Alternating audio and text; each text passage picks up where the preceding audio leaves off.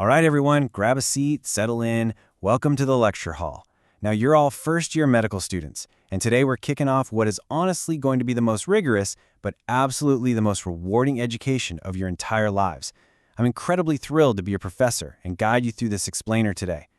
We're starting right at square one, laying down the absolute foundation of literally everything you'll be doing from here on out.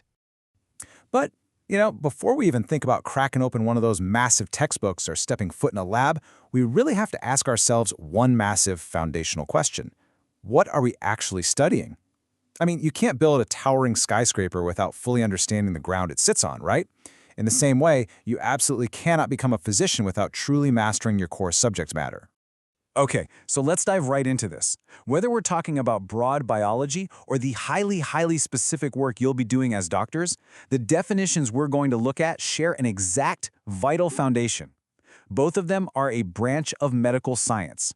We aren't dealing in abstract philosophy here, folks. We are dealing in rigorous scientific inquiry that is applied directly to medicine. So, let's start at the very top of the funnel by defining general anatomy. If you look at the literature, it's defined exactly like this. Anatomy is a branch of medical science which deals with the study of structure of plant and animal.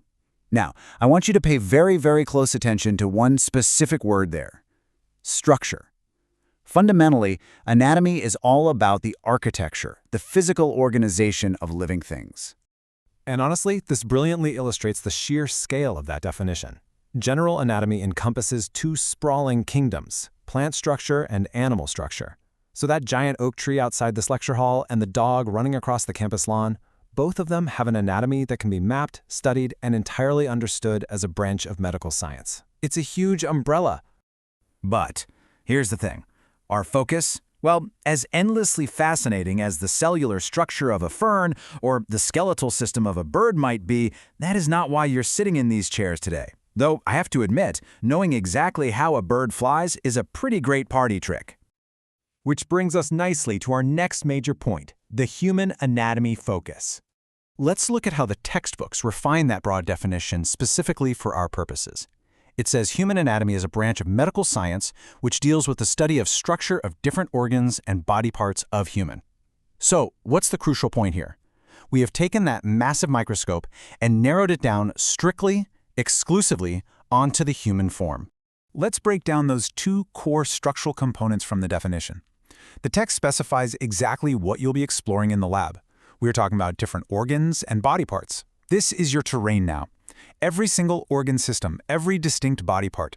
You're moving away from abstract biology and getting into the very tangible physical elements that keep a human being alive. You're going to learn exactly how form dictates function and how even a tiny subtle change in the structure of, say, a heart valve or a joint can just completely alter a patient's life.